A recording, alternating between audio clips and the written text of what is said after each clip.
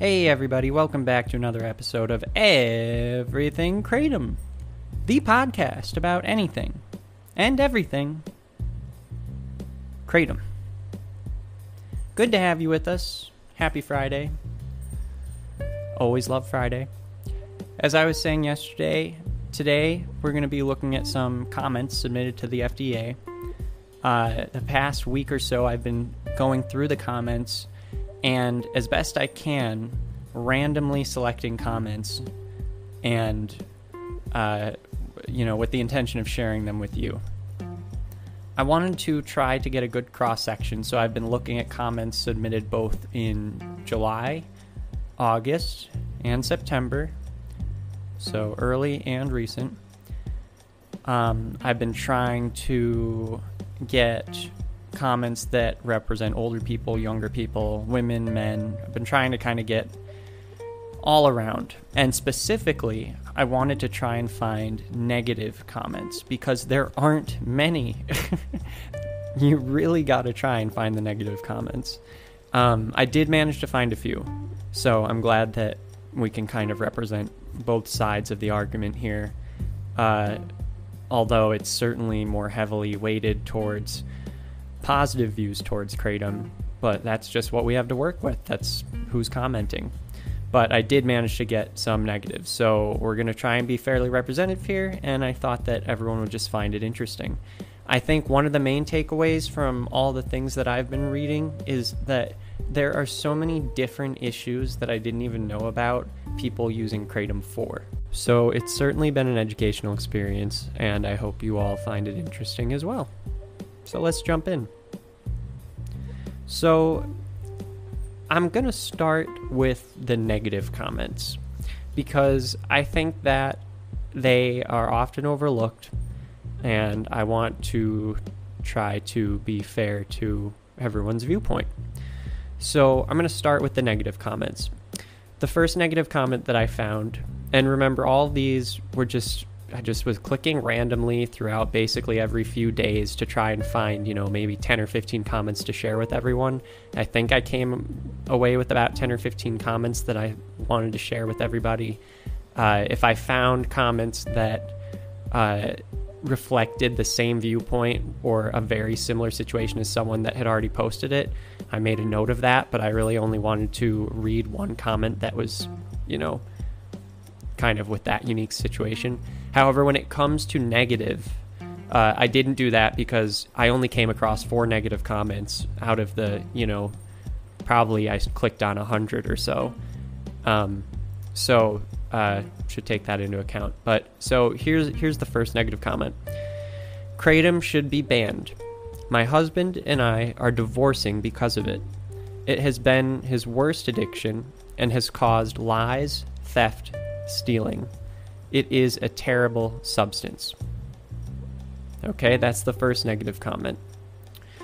I'm trying to keep my commentary to a minimum here because I really just want those comments to speak for themselves. So I'm going to let people kind of take away what they think should be taken away. But I think that it's important that people know about all of the comments because, they're not even all available at one time. The FDA kind of slowly makes them public. So I'm just trying to continually update us with information. That's just a footnote. Okay, so that's the first negative one. The second negative comment that I came across. This drug needs to be banned, in all caps. It is highly addictive and ruins lives. Let's do something for the safety of all people, please. Okay. Here is the third negative comment. This should not be legal. We have a large opioid epidemic in this country, and making things like this legal does not help the problem, but only exacerbates it. Most homeless people have some sort of drug addiction. There should be strict legal action against drugs. All right, and then here's the last negative comment that I came across out of, however many I clicked on. And this one, folks, I'm trying not to share people's personal information, but this is a specific comment. I'm going to leave out the last name, but they mention a first name. It's an incident that happened this year. And And I did look it up and find that there is at least a story verifying that this is, accurate in terms of that this happened, okay? But I'm not speaking to any of the merits of the argument or against it either. Okay, here it is. My 26-year-old son, Daniel, died from acute mitragynine toxicity on February 21st, 2021. His death occurred in Iberia Parish in Louisiana.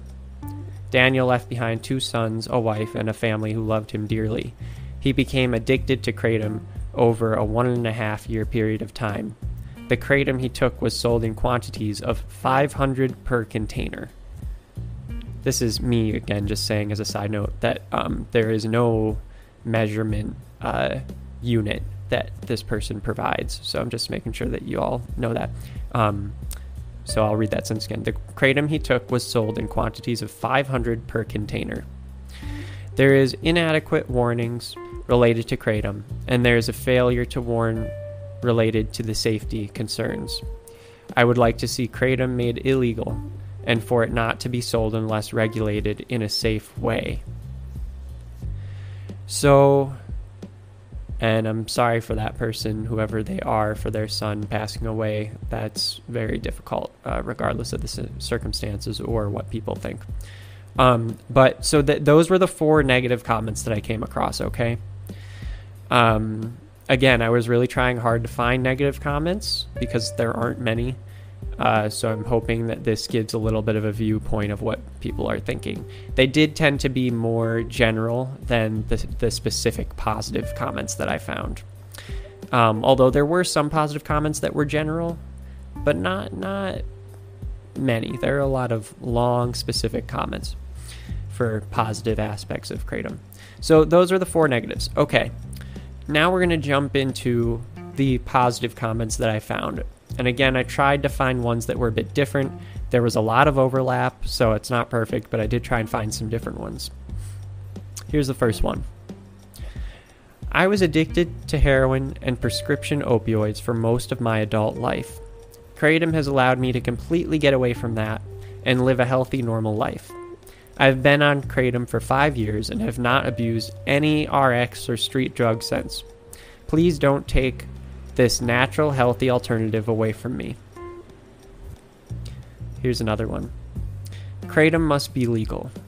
There are so many people with different kind of physical and mental illness which can be reduced with it. Why don't we just let them use organic medicine instead of chemical mixtures? Nobody knows what's included. Okay, here's another one. Kratom should be kept legal with regulation, oversight, like any other dietary supplement. Creating yet more black markets will lead to more people imprisoned or dead. There is no reason Kratom can't be properly regulated in the same way every other dietary supplement and food are. So those are some of the intro positive comments. They're a bit general. Those were the general ones I could find. Although it's a bit specific still, but certainly along the same lines as general. So I'm going to take a really quick break. Then right when we come back, I'm going to get into the more specific posts that have some stories to them. And these are super interesting. So don't go anywhere. Be right back.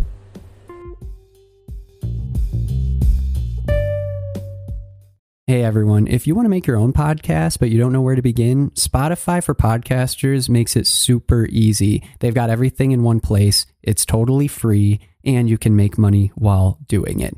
Here's how it works. Spotify for Podcasters lets you record and edit podcasts right from your phone or computer, so no matter what your setup is like, you can start doing it today. Then you can distribute your podcast to Spotify and pretty much everywhere else podcasts are heard. Video podcasts are also supported, and you can even conduct polls and Q&As. With Spotify for Podcasters, you can earn money in a variety of ways, including ads and podcast subscriptions. And best of all, the platform is totally free. No catch, totally free. When I wanted to start my own podcast, I did not know where to begin, and I didn't think it was even possible.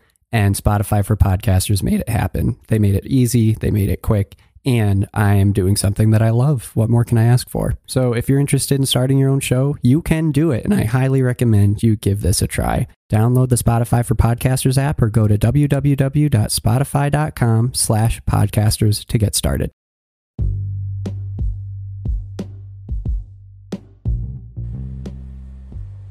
Hey everybody, welcome back. Thanks for sticking around. So here we go. This is getting into the more specific positive comments about Kratom. Here's the first one. I am a 58-year-old business owner and granny of 5. I have a genetic bone disorder called osteogenesis imperfecta, type 1. I have had 50 plus fractures lifetime, not counting fingers and toes. I take opioids during an active fracture, usually for 60 to 90 days per fracture. In October 2019, I fractured 5 vertebrae, T7 through T11, picking up my grandson. Due to the misinterpretation of the CDC guidelines issued in 2016, my orthopedic specialist was unable to prescribe any opioids after 90 days. I was told to go to the pain clinic, which was over 100 miles away, and didn't have any openings for 2 months. My back was nowhere near healed at 90 days. I found Kratom after being denied any pain medication, with a current CT scan showing active fractures. Have you ever broken your back in 5 places? No? Well, let me tell you, it's extremely painful. To be denied pain meds is inhumane. Thank God for Kratom. Don't ban this plant, please. I can't imagine that pain. Okay, here's another one. I got 2 comments actually that I found that were of veterans, so I thought I'd include both of them. I am a U.S. Air Force veteran. I am a U.S. Air Force disabled veteran, 100% disabled. Kratom allowed me to live in less pain, improve my mood, and overall improved my life. This herbal medicine should not be under government regulations. What's next? Coffee? My body, my choice. Here's the other veteran comment. To whom it may concern. I am a Vietnam vet and have had numerous surgeries, including both total knee replacements and just came out of my 5th lower back surgery. The pain relievers at the VA prescribed included morphine, hydrocodone, and other listed drugs. I had been on some type of narcotics for the last 10 years, and it looked as though I would continue until my grandson suggested that I try Kratom. I didn't think it would help, but I trusted him and tried it. And it not only helped me transition off the narcotics, it helped alleviate the chronic pain. That being said, I realized that is a quality and testing issue that can and should be improved upon. I don't think the FDA should remove it from the market, but think there should be some consistency with the quality and price. Okay, so now we're moving on. Here's a different perspective of how Kratom helps this person. I feel Kratom use should continue to be unrestricted due to the high magnitude of positive outcomes it has had for people. I suffer from a very cloudy mind due to being on several psych meds. Kratom has helped me to cut through some of that fog so that I can rationalize my thought process and mostly make sound decisions. I have faced the fact that I will never escape pharmaceuticals and will be on some variety of man-made chemicals for the rest of my life. Kratom has helped to find a way to make that a less daunting task. The idea of being on meds for the rest of your life is depressing in its own right. Never mind the demons in my head that taunt me without remorse. But Kratom has helped to slash some of that fear and cloudiness in a completely natural way. I see better, I think better, and my wife says I am more like the man she married because I am not doped up all day. Please keep Kratom flowing to those of us that need it. It is a plant given to us by God. It required no process or chemicals to make it effective. It just works like nature expected it to. Here's another comment. By banning Kratom internationally, you are 1. Depriving scientists studying its therapeutic pharmacological potential, not just for treating opioid use disorder, but other diseases. 2. Going to result in considerable public health damage for millions of users who self-medicate themselves for opioid withdrawal, improved mood, GI-related diseases. I was a clinical pharmacist for over 30 years and speak from firsthand experience. I also had a national certification in toxicology and worked with poison control for 8 years. I've struggled with chronic migraine headaches all my life that do not respond to other treatment modalities. I've tried them all. In the late 1970s, I was taking Excedrin 3 to 4 tablets at a time and developed a duodenal ulcer. When it perforated, I nearly died on the operating table. Afterward, the surgeon told me to never take aspirin or ibuprofen again and gave me prescriptions for Darvocet. I eventually became dependent, and in 1992 I went through rehab and have been fine ever since. However, I still have had to deal with a great deal of pain. I tried Kratom 18 months ago and continue to use it 1 month on and 1 month off. This avoids any dependence liability and helps me cope with chronic pain, which now includes significant lower back pain in addition to migraine. Kratom has definitely improved my quality of life. It also helps me avoid the use of strong prescription painkillers like Percocet or Norco. That person goes on to say, I would say that any CNS depression, respiratory depression, or dependence liability with Kratom is minimal compared to the prescription opiates. At the very least, it should be available with a doctor's prescription. To completely ban its use would be to throw the baby out with the bathwater.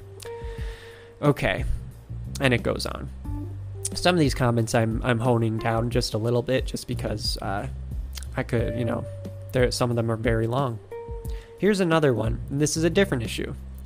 I've had severe case of restless leg syndrome for many years. It has progressively gotten worse with age. I tried all kinds of vitamins and herbs. Vitamin A, C, B12, D, magnesium, chamomile, valerian root, etc. I do not drink alcohol. Nothing helped. Then I tried 2 different pharmaceutical solutions. I don't recall the first. I only remember that it didn't work, and I was quickly switched over to Ropinirole, or Requip. It did provide minor relief, about 50% of the time. However, it made me nauseous 100% of the time. I carried on this way for years. It was so bad I started to get depressed. I saw a comment from someone online that said they got tremendous relief from something called Mang Da. I figured I might as well give it a try. Nothing else works. I ordered an ounce, came a few days later. I was so depressed at that point, I looked at it and tossed it in the cupboard. I remember thinking, this won't work either. Then I carried on in misery for another couple of months. One night I thought, why not try the Mang Da? You paid about $20, don't waste it. So I mixed a little bit in orange juice per the instruction from the forum contributor online. In about 15 minutes, I thought I felt some relief, but I thought it was all in my head. The next night, I tried it for the second time. Again, I felt some relief, but I thought I was imagining it again. Can anything act that fast? The third night, I tried it again. This time, when it kicked in, my restless leg syndrome was gone. It took 3 days for it to get into my system enough to make a difference. I couldn't believe that I allowed myself to suffer night after night, year after year, and there was a magical product called Mang Da that would provide relief. Here's another one. I, 74-year-old, saw the documentary Leap of Faith about 3 to 4 years ago. I have severe arthritis in my back, which doctors cannot help.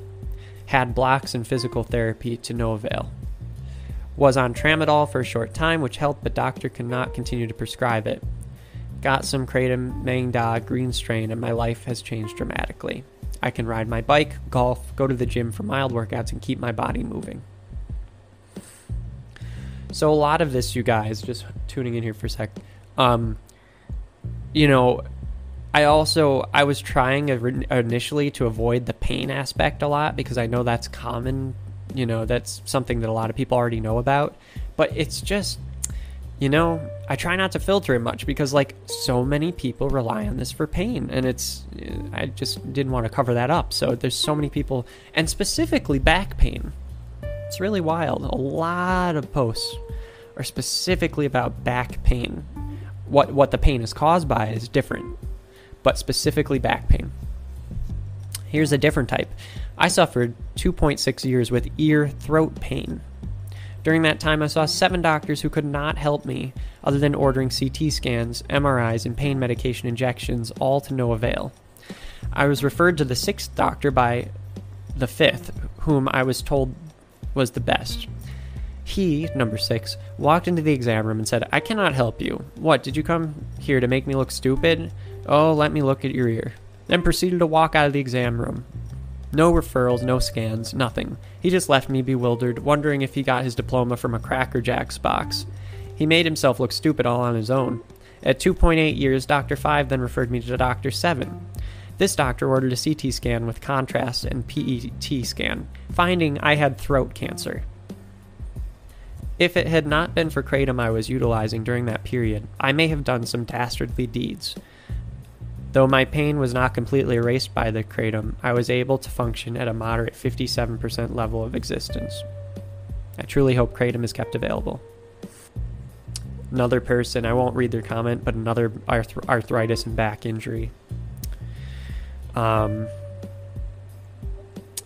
Here's another one. Have been using this natural herb for over 15 years with no ill effect. My mother for over 10 years with no bad effect. We both have occasional cluster headaches brought on by stress and do not want to take medication for this when a natural leaf will help. Okay. So, before we get into the last comment, I wanted to let everyone know that another category I came across a lot was people in their late teens, early 20s in college who are using kratom for motivation. I saw that one a lot too. All right, here's the last comment, and I saved it because it's super unique. It's looking at a specifically a feminine issue, and I just, had no idea that this was a thing, being the dumb guy that I am. So, let alone that kratom could help it. So, thought it was interesting, wanted to share it. Please do not ban kratom.